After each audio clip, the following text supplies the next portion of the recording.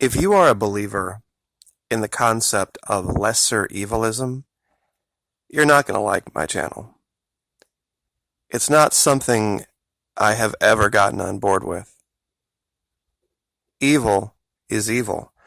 I don't care whether it's wearing an R, whether it's wearing a D, or if it's not wearing any party tag at all. Evil is evil, period. And even a blind and deaf man can walk up to a tree and know what fruit it bears, and whether it's good fruit or bitter fruit. That's not a complicated thing.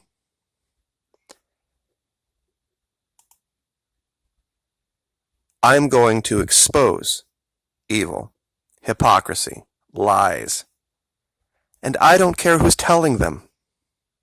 It's not a comparative thing for me. All of you but Hillarys and but Obamas and where were you in 2009 not making videos. The channel's just turned 2 years old. And I'm sorry that you think every time this channel calls out the current administration for its lies, its evil, and its hypocrisy, that there needs to be some fairness where I go and do an entire expose on all administrations past. That's called moral equivalence, and it's a cop-out, and it's a sign of cowardice. And if you don't like that, I don't really care. Some people have gotten the impression, because the channel has grown, that I really give a rat's ass about the subscribers or the viewership. If it goes back to 2 subscribers again, and it's just me and a guitar, fine. Got no problem with that at all. Now, speaking of that, though, for those of you that don't know, I used to just sing, write, play guitar. That was my entire existence on YouTube. I have spent the day fighting with these people, Sony Music, because I found something from 1992 that would clearly illustrate the ideas of what is happening in Venezuela, because it happened here. And there was a music video done by a major country music artist that I know 99% of you know who he is. And that video delineates democratic socialism at work. And I know that's probably stunning a lot of you, like, who in the world what country music artist would have advocated for democratic socialism? Yeah, I know a lot of you are like that. Oh, no way. I know Aaron, he's a total patriot. He's a total great guy. He is. He absolutely is a total patriot, total great guy, incredibly smart, hardest working man in country music. But years ago, 1992, I can't even play a clip of this. I can't play it with the sound off.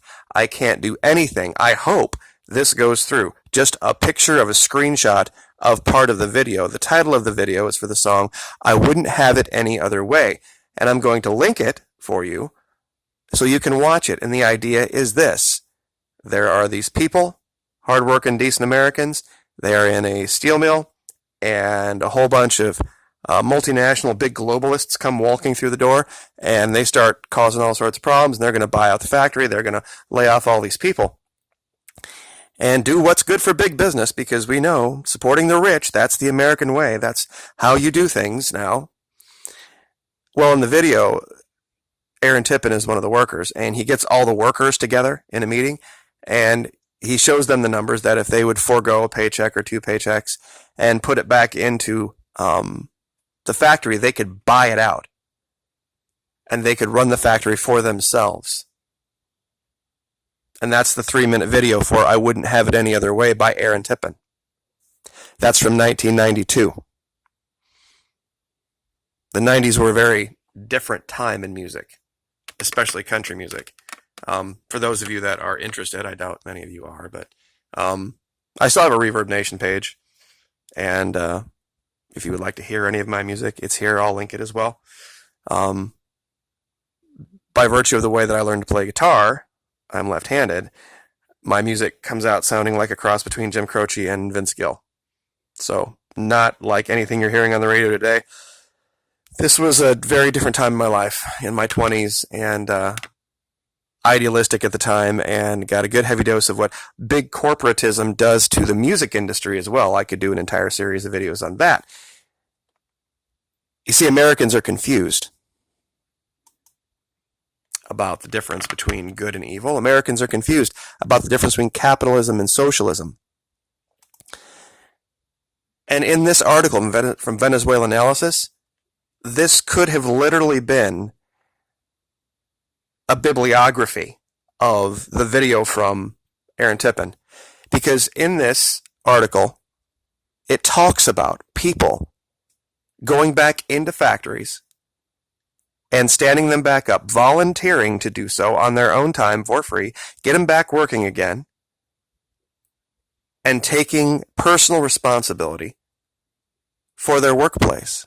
It's something we don't see here in big capitalist America. You don't see the clock punchers going in and doing anything other than the D- job they need to do to keep their job. And if they can punch out a minute early, they will. If they can punch in a minute late, they will. And they will do absolutely the minimum required. Why? Because that's what business is all about. That's what big capitalism is all about. Not just crony capitalism, real capitalism. Why is that? Well, the business you work for isn't going to do anything more for you than what it absolutely has to keep you from quitting. So therefore, the worker is only going to do the minimum amount required to keep from getting fired. That's what capitalism creates in this country.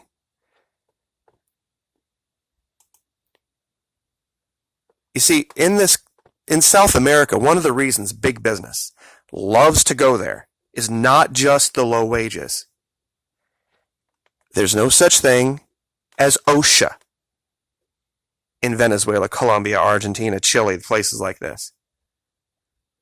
Especially not in the 50s and 60s when big U.S. corporations were really getting their root down there. There's no such thing as unemployment benefits down there. There's no such thing as workers' compensation benefits down there. Now, would you, American listener, if you didn't have those three big socialist tenets backing you up, would you go to work tomorrow? If you could lose a finger, lose an arm, lose an eye, and they could say, well, sorry for your luck, next batter up, and there was no recourse, welcome to Venezuela. Welcome to Colombia. Welcome to most of South America. See, that's a big socialist American tenet. Same thing as this idea of getting paid not to work. Throwing a bunch of money at a giant insurance corporation. And then, of course, OSHA. The people that, these big, horrible, terrible socialists, that big business loves to hate. Because they love to hate them because they can always blame OSHA when it's like, well, gosh, we'd love to give you a raise, but the OSHA requirements cost us so much money, and we just really can't afford raises. It's just not, But of course, if anybody ever tries to hold business to the standards put out by this, of course, it's the end of the world, and you'll find yourself out of a job one way or the other. That's what you get with big corporate capitalism. But I want to go through this article real quick with you, and I'll link it, and you can do it for yourself as well. There's an army in Venezuela, but not a military one, and it's not invading anywhere other than inside the businesses of its own country. And they're standing the stuff back up, and they're educating the workers.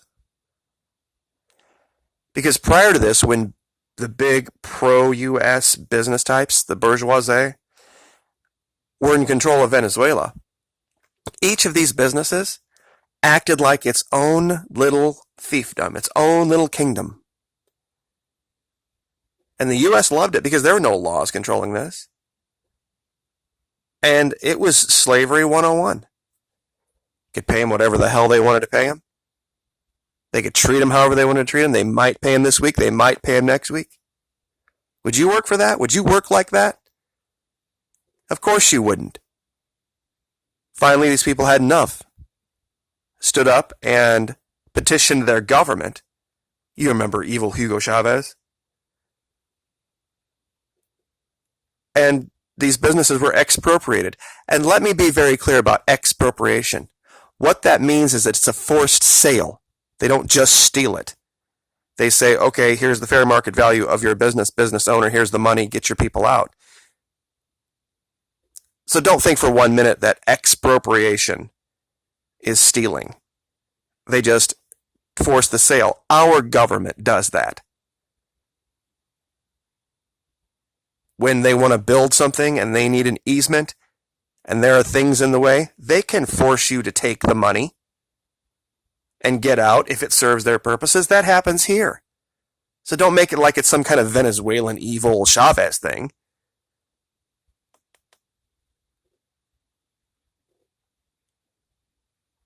And here was one of the biggest problems the Venezuelans ran into when they tried to stand back up their own businesses. All of the parts that they needed for these factories had to be purchased in dollars. And don't think that wasn't prearranged. Historically in Venezuela, and especially in state enterprises, machines and machine parts came from abroad and were purchased in dollars. All this happened without finding out if within the country, and particularly within state enterprises, partnerships could be found, leading to joint solutions. Today, the bosses continue to request dollars, which are not available, and they justify the stalled production by pointing to funding limitations, instead of looking for solutions that can be found within the country.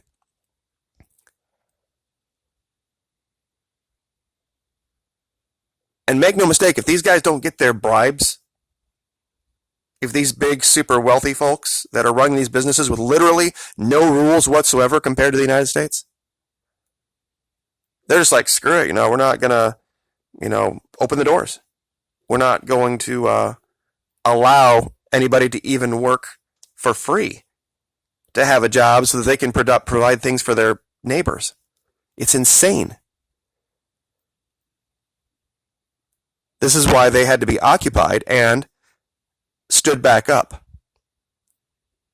And a lot of the people of this army, it's a couple thousand people that are going across the country, standing all these back up. They're not all experts in everything. But they pool their resources and they pool their knowledge to make things work. And this is the story that the U.S. doesn't want getting out.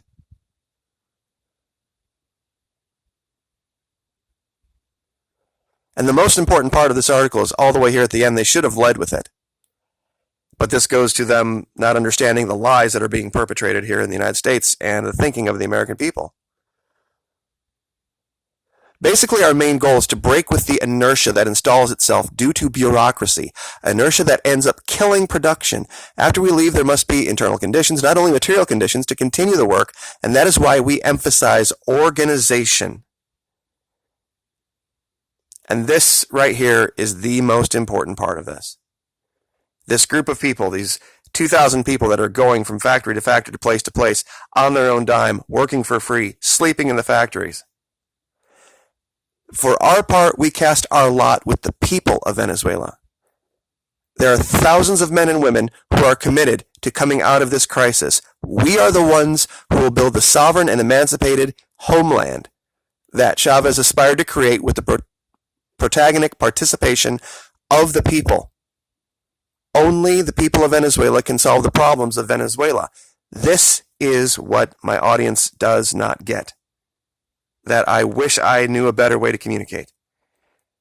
Socialism down here, democratic socialism down here, is not a whole bunch of lazy people sitting around waiting for their check that they're getting because the government took a bunch of money from the rich people. That is not what is going on. These are people who want to work and have no problem working from sun up to sundown. But they're not going to be lied to, and they're not going to be manipulated, and they're not going to be screwed over. These people aren't looking to get wealthy. They just want to provide for their neighbors. They just want to have a decent, happy life. And they have this country of ours, wealthy beyond measure, blessed beyond measure, that has bowed the knee to big insurance companies, to this evil, filthy pseudo state on the East Coast called Washington, D.C., and big corporations. And you want to call it capitalism, and you want to call it freedom, and you want to call it whatever you want to call it. When it's all horseshit. It's all lies, and you know it's lies. And it's amazing to me that it only exists in your mind during certain administrations. That you had no problem talking about all of this under the last administration, but now under this one, that's doing the literal exact same thing. Shuffle your feet, put your hands in your pockets. Well, what about the thing that happened 10 years ago? And what about this other thing that happened 6 years ago? You never talk about that. That's all I get. So like I said, if you are the type that wants to play the lesser evilism game, not playing here. Not going to happen. And it's not just me. If anybody would like to make the allegation that this guy isn't an American, I would really like to hear that. Because he comes from places in this country and is supported by people of this country that understand the concept of leaning on your neighbor and working together and not letting big business set the tone and not letting them destroy people's lives. So I'll leave it there. Aaron Tippin, one of the very, very best. Wish there was a lot more like him out there in music today. Like, share, subscribe.